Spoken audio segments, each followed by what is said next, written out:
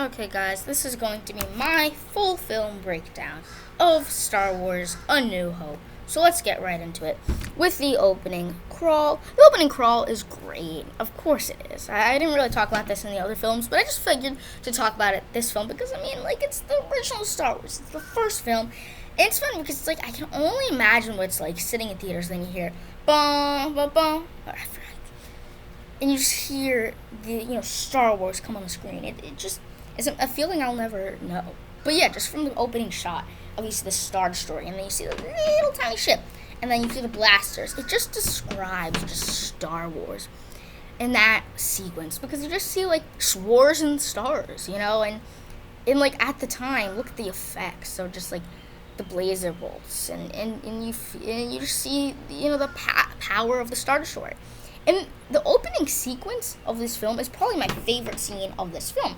It just describes and just shows just the power and the wrath of the Empire. Where it's I love the iconic shots and you see all the rebels lining up and you just see the close-up of their faces. Then you hear the pounding noise of the door opening. It almost has some genuine horror vibes while having that great white backdrop. You see the droids, you get introduced to these droids that you follow through the first 15 minutes of the film. And it's great, and you just fall in love with those characters. Then you just see the stormtroopers come in, take down the rebels, and it's one of those things where I think you really get that sci-fi fantasy war all in that sequence. And then you have the smoke, and then you see Vader, and it's just, because I've seen this film so many times, I just become so invested in this film, and it's just, that scene becomes iconic because you just see, I just think the wrath of the Empire and see how strong the Empire can be while still demonstrating cool rebels at the same time, and with the cool backdrop of the ship, and the tractor beam grabbing the ship. It just, all this stuff becomes iconic. The thing is you can have a long film that's 3 hours long, but yet there's two iconic moments.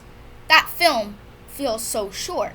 But this film feels so long, even though it's just a hair over 2 hours. The reason why this film feels so long is because there's so many iconic moments. So what I'm trying to say is, it doesn't have to be the longest film. The films that have the most amount of moments that you love feels the most, you get the most out of it. And I feel like you get the most out of it of these original Star Wars films. So I think that was just great. That was just great stuff, sprinkled throughout. That opening sequence is great, and then you get introduced to Leia, and Leia, you show her as kind of a badass. You understand she's a princess, but then one of her first sequences in the whole film is blasting down 2 stormtroopers, giving a message, about Obi-Wan being the only hope. And I feel like this film literally starts off right into the story. They don't just give so much exposition. They don't do that in this film. The closest exposition is Obi-Wan's, kind of monologue when in Tatooine, but that doesn't feel like exposition. It just feels like it sort of is in some ways, but it sort of is not, because it's sort of just telling a story and telling Luke, telling us. We see the story through Luke and the droid's eyes, and it's really interesting. It's really a great story where looking back, there must have been so much exposition if you've seen the prequels to this original trilogy, but you realize there really isn't. This film shows, not tells. It tells some stuff, of course, because it is, there is some about the Force and stuff. You can't just show everything, but at the same time, they don't tell everything. They're not literally telling us what we have to do in this whole entire story. You see it. The droids go on the space pod. Of course, the iconic Vader choking, I think, Wedge at Antilles, and just James Earl Jones' iconic voice. And just like I said, I'll be using the word iconic so many times because this film just is iconic. Where are the plans I want to leave? I can't do a Vader voice. I'm not good at that. But just, Vader's first kind of presence isn't even his voice. It's just his iconic breathing with the smoke in the background, stepping over the rebel soldiers. This ain't your G.I. Joe. This ain't your, Star Trek. This is Star Wars. and you feel that through the opening scene. And then the droids crash onto Tatooine, and I think like the film in some ways crawls to a halt. There's like about like a 5-minute period of just watching the droids scavenge around Tatooine, which isn't the most interesting. I mean, I do like seeing the Jawas attack R2, but other than that, it's like, I kind of, when I watch the film, obviously I watch the whole film, but those moments do feel like some of the weakest in the entire trilogy of just seeing the droids wobble, in the desert. But I love these droids, so I mean, it's not a terrible scene. And then, of course, once again, iconic, seeing, the farmstead, just a great location, I'm not going to say iconic again. You get the point. Just a great, memorable location. I think, what I love about it is it's very much it embodies the Arctic while being a desert planet, which it makes it feel so. It's unique how this film, even though it's just a desert, still and makes you feel like this is not Earth. And I think they do that by incorporating things that, like, for example, you don't see igloos in a desert. They do that here, where it's a sand igloo. In Hoth, they're doing ice caves and different species. So I think that, and droids and stuff. So I think they may have enough where they can have locations that you can see in Earth, but you still have new, unique droids. I think that's cool. Aunt Beru and Uncle Owen, I've already talked about them in my Star Wars character ranking, but they serve their purpose, and I think I enjoy them. And of course, the iconic Luke. The droids malfunction. R2 and 3PO go with him. I love Luke flying through, having the toy of the ship. And I think like Luke is whiny in this film, but that's what makes him cool. I think like he's not your typical hero. He's not your hero who just has everything and just is like a Robin Hood type figure who has the power to steal things, who has the power to give back, who has these magnificent skills. He's not a Captain Kirk who can pilot a whole ship and command crew. No, he's just a farm boy. He's a teenage farm boy. He knows no better and just wants to live his life to the fullest. And I think you really see his arc not just through this film, but through 3 films. And then through 3 films once again in the sequel trilogy. So I think you really get a full arc out of Luke, which is a liberty you don't have with a lot of characters. That's why Han and Leia and Luke become such iconic characters, because how many characters do you get to watch grow over 3 films, let alone just 1 film? I think like it takes something. The best of characters are characters where you grow over a bunch of different films, because the Luke's arc never feels rushed. It's not like by the end of this film he's like this all great Jedi Force user. He uses the Force once in this film, probably a few times, because he uses it in the training sequence, and then he uses it to blow up the Death Star. So the ultimate truth is, while everybody kind of uses the Force, the ultimate truth is, it's not like he has this big duel with Vader in this film, and even when he does in Empire, he still loses. So it's not like, and the only way he even bested Vader in Return of the Jedi was using the dark side. So he feels like a very realistic hero, and a hero that I could see myself being. While I do think Han is my favorite Star Wars character, he still feels a character that you can relate to. You know what I mean?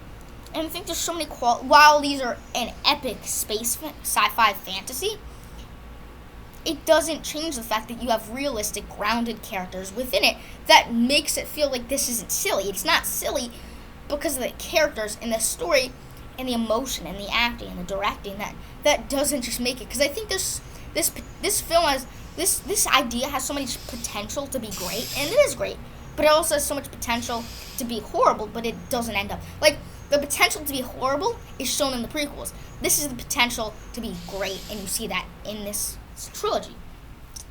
So then they meet. Then the Tusken Raiders whole sequence. That was great. And I love. This is a few minutes earlier.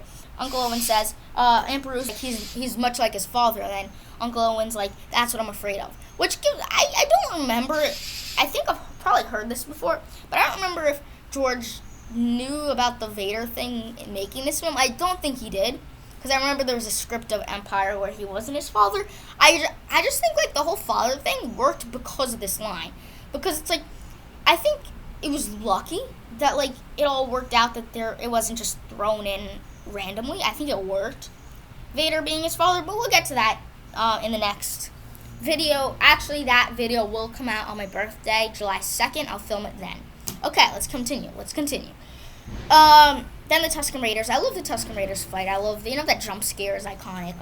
Luke fighting the Tusken Raiders, great, and then the iconic Obi-Wan voice that has been tinkered with one too many times.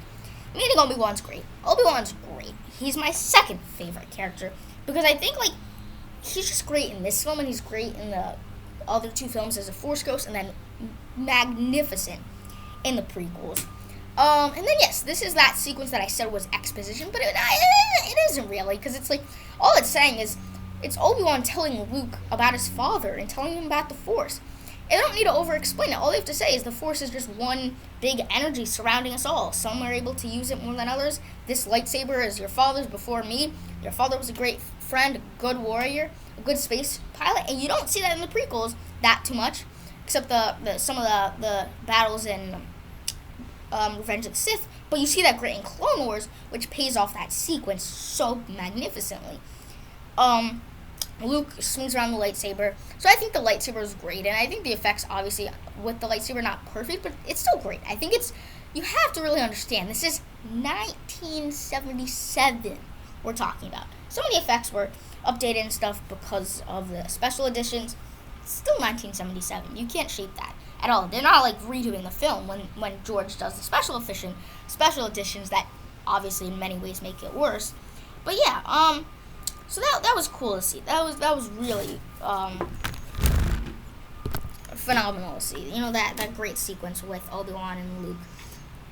There's actually a funny story with the editing that I heard about, where it's like the sequence was kind of, the dialogue was out of place, where it's like after Obi-Wan talks about the Jedi and stuff, that whole sequence where like Obi-Wan talks about going to Alderaan and obviously showing the message of the iconic Obi-Wan, you're my only hope.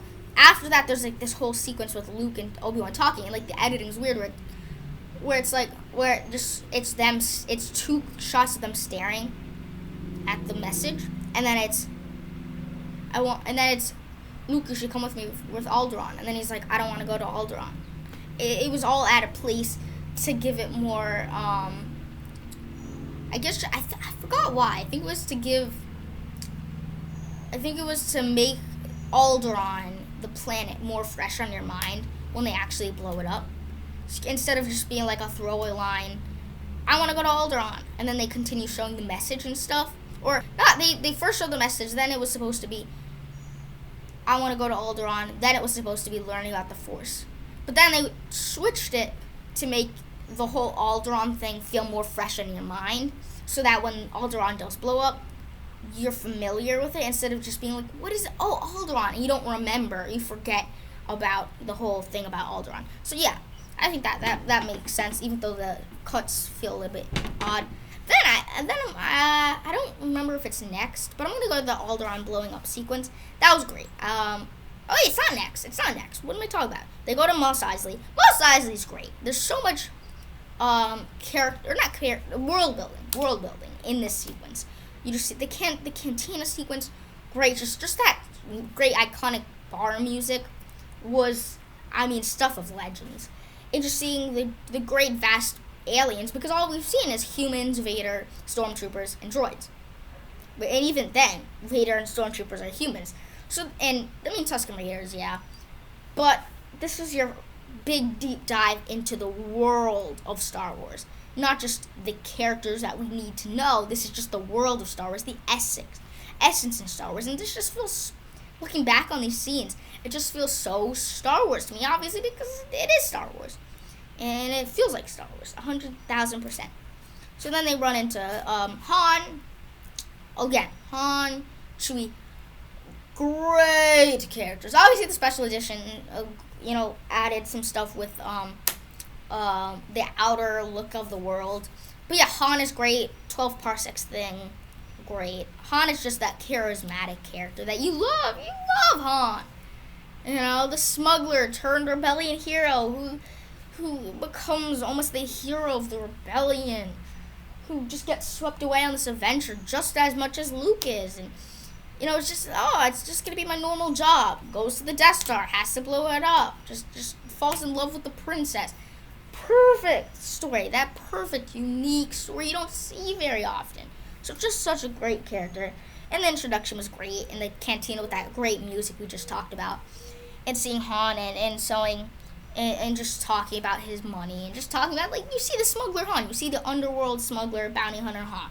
And it's great. And it's not the only time you see it, but it's still just a great time you see it. Where it's like, you want to sum up Han, you show the scene, just the opening scene. You show every Han scene, because every Han scene is just great. Played amazing by Harrison Ford. Just a great sequence, just a great character, and Chewie's great, and of course the iconic Obi-Wan cutting the arm off. That was the most bloody scene probably in any Star Wars film. Because I think, like, sometimes they might, like Revenge of the Sith is more, I feel like, scary and stuff with, like, the effects and stuff. But nonetheless, it's effects. This feels like, obviously it's still a fake, it's probably a rubber arm, but it's still red paint. And to a kid, you don't know that's a rubber arm, and you don't know that that's fake blood. So it's still scary to me. And I think, like, I always go back to my first experiences with this film as a kid, because that's the first time I see it. And the first time you see Star Wars, that's an important day in your life. But yeah, they go on the Millennium Falcon. Then they have that cool kind of quick action sequence. I love the iconic Han pose, where it's like, I don't know if I'll be able to recreate it, but it's like he's like, it's like him like looking through kind of like that. He's like that iconic Han pose, where he's just standing one leg in front of the other, arm out, his other arm's doing something else. Like, probably it's like he's like there, iconic. The Millennium Falcon leaving, blowing up all the stormtroopers in the way. Great sequence. Going through the asteroid. We'll get to that. And then Luke training. That was great. Luke training was great. That iconic ball that we see come back in Rise of Skywalker.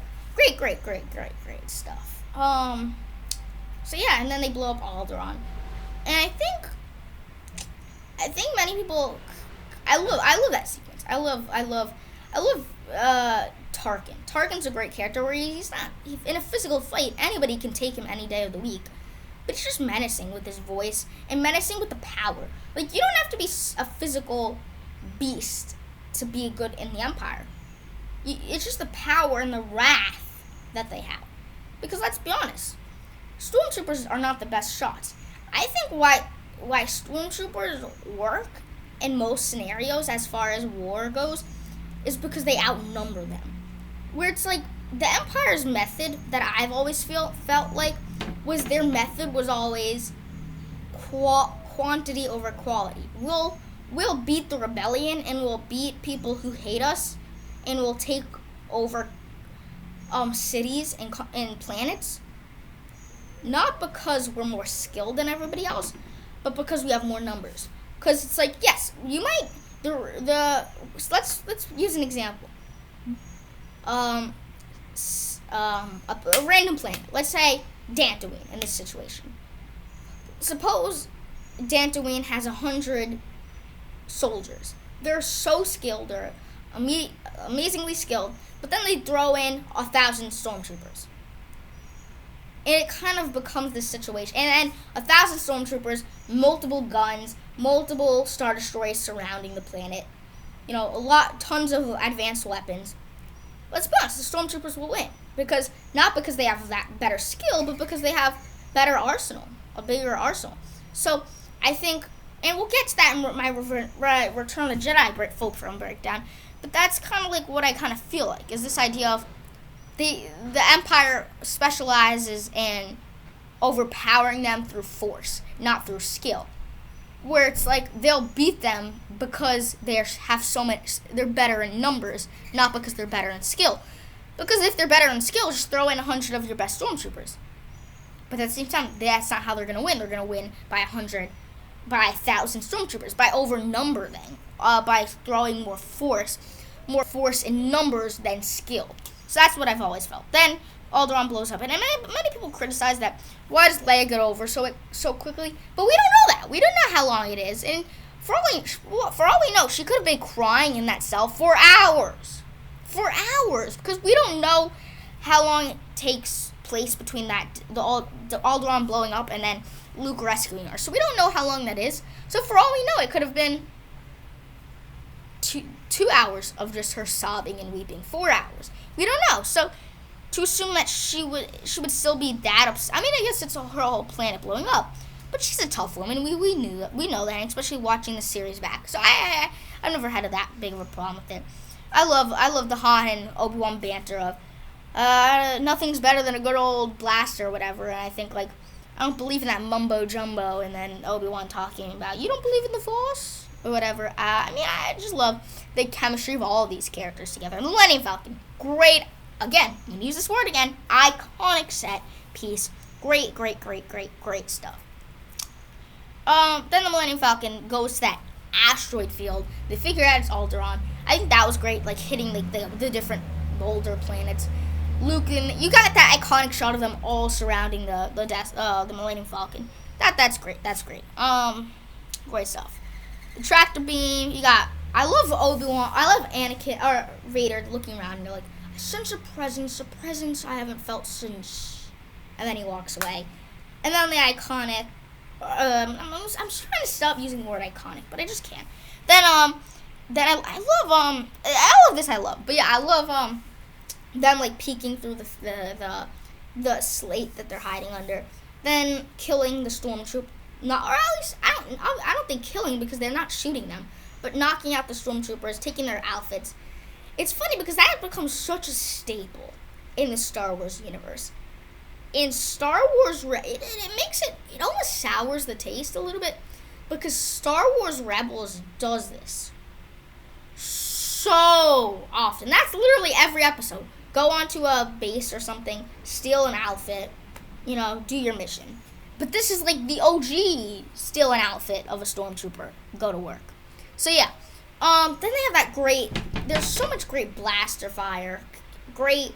Again, like I said, they're outnumbering them, but you see the great skill. I think it was so smart of them to shoot the cameras. I love Han trying to talk to the comm system, and then they're like, "Oh, it was boring." The shoots the comm system. "Oh, it was a boring conversation anyway." Luke, we're gonna have company, but we're getting ahead of ourselves. I love Han's smart in these films. Let's be honest, Han's smart, especially Han's smart, Luke's smart, Chewie's smart. They're all smart. Well. Still being dumb at some parts because they're human. They're not the most smartest creatures because, like I said, they're human. And they're still not even Chewie's not human, but still creatures. They're still species. They're not perfect. But yeah, I love when Luke convinces Han because of the whole princess thing and getting money and getting riches. That was all great. Then they have that great. I love the sequence where they're all in the prison cell block. And firing all the stormtroopers, just great stuff. The great blaster noise is just so, I don't know, for me satisfying to hear the psh, psh, psh, psh, just that big iconic boom of the blaster bolts. Seeing the stormtroopers go down, seeing the smoke in the background. I love like the red lighting pallets on the ground. Then of course aren't you too short for a stormtrooper? Because yes, Mark Hamill's short. But anyways, come back. They rescue Leia and Selbach. 2187 or 2187. Rescue Leia, go into the trash compactor. Again, also one of my greatest sequences. Them all in the trash compactor. They have the rod. They're trying to go, and then you see Luke drowning. You have the white hair and the blonde hair, and all wet. They're all in the stormtrooper uniform. Again, the chemistry of them together, the fierceness of Leia, the great teamwork. C-3PO and R2, it's just a great teamwork on all levels. Chewie, Luke, Han, Leia. Han and Leia. Well, I mean, Chewie doesn't really do that much in that sequence, but general sense, he's still trying to get the door. Chewie trying to get the door open. Han and Leia trying to delay the closing by holding the giant bar up. Luke trying to calm R2, or trying to calm 3PO, who will tell R2 to close the trash compactor. So it's all of them working together. And I love when our Star Wars characters work together. And that's a prime example of that. So then they get out of that. Then they have the whole Seeing so they're flying around, firing around the Death Star. Then you have the Obi-Wan turns off the trash compactor. You have Obi-Wan versus Vader. I think like, well, it's not the biggest fight, not one of the best fights, not one of the best choreographed fights, not one of the most visually stunning fights. It's still a good fight because I think on the emotional value, especially seeing this franchise in a retrospect, I think there's a lot of great value that becomes that you can find rewatching the series on your second or third time watching the entire Star Wars series. But yeah, it was great. That was great. It was a great sequence just on an emotional level. But the choreography is not terrible. I mean, you really expect a 70-year-old Obi-Wan flipping around. And Vader still wants to stay at his pace. Vader can't do that either. But he still has the Force. He still can beat him.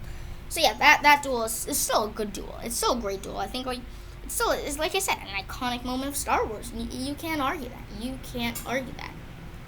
Then you have Luke and Leia trying to fight the stormtroopers. Then they have the Tarzan swing, a little peck on the cheek from brother and sister, but we'll get to that later. Luke sees Obi-Wan's death, and I guess it was smart of Obi-Wan because it's like Obi-Wan can always come back as a Force ghost, and that will really give Luke the motivation to kill Vader. And I think that's smart because he knew he had to give Luke a motivation to kill Vader, because if Luke figured out Vader was his father and saw that Vader did no wrong to Obi-Wan or Luke or anybody he cared about, because let's be honest, yes, the Empire, unless he knows Vader's a bad person, done a lot of bad things, but on a personal level, Luke was like, Vader never did anything to me. Why should I care about all of that? But then suddenly, on a personal level, seeing Obi-Wan get killed, that touches Luke. So that would give an ounce of motivation why you should probably kill Vader. So yeah, then they leave and escape. And then they have that cool space fight with the ties. Great, again, great stuff. Throughout the whole time, it was great stuff. Get back to base. And like I said, the whole iconic shooting of the thing, then they point fingers to each other. And Luke's sad about Obi-Wan's death.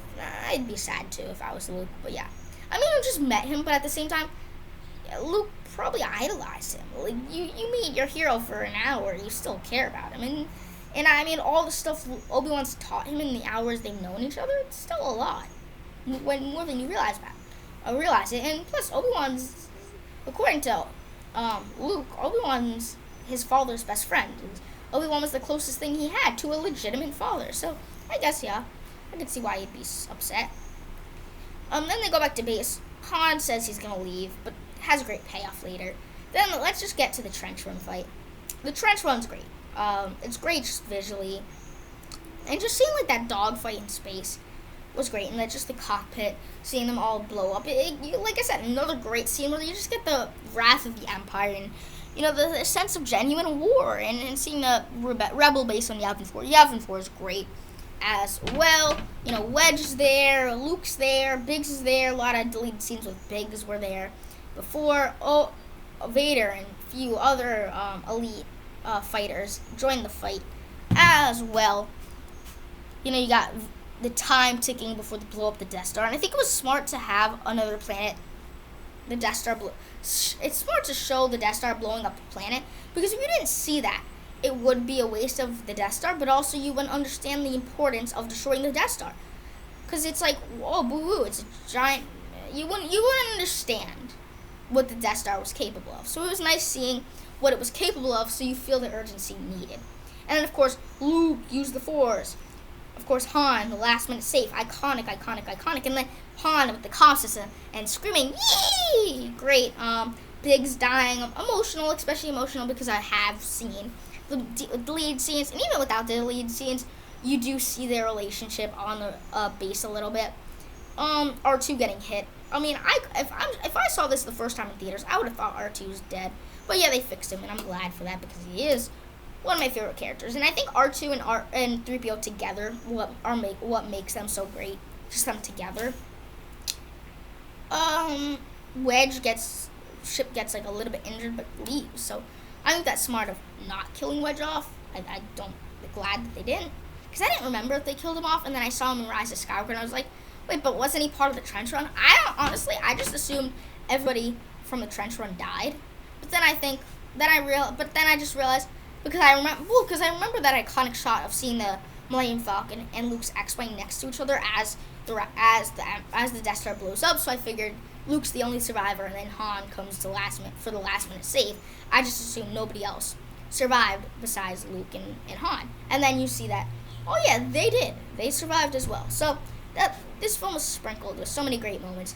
You got the whole medal thing, and it's like, oh, Chewie didn't get a medal. Psych, Rise of Skywalker. He gets a medal, but we'll get to that when I do a full film breakdown of the Rise of Skywalker, which will probably be in a little bit of time, since I didn't even finish the original trilogy.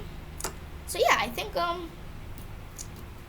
lot of great moments, a lot of great iconic moments sprinkled throughout this whole film.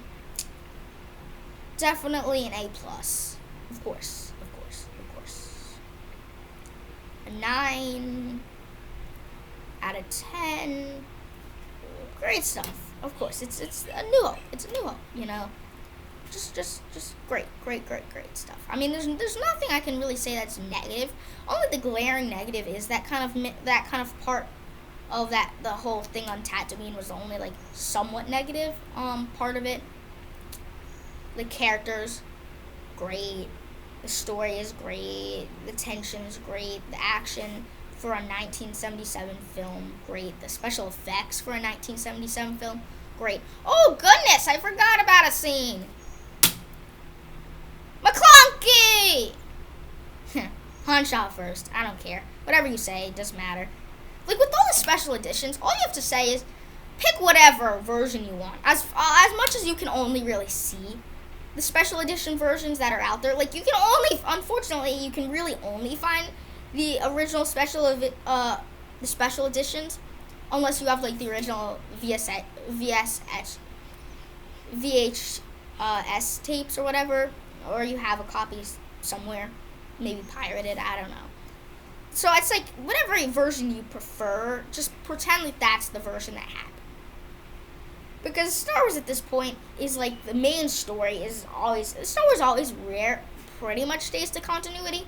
But when it comes to the special editions, particularly the ending of Return of the Jedi in the Jabba, in the McClunky sequence, literally just pick whatever version you prefer, because it doesn't matter. As great as badass Han shooting first is, there might be some people who don't like Han because he's a villainous person, so might prefer, as weird as that seems, maybe prefers them shooting at the same time. I mean, heck, some people might out there prefer Greedo shooting first.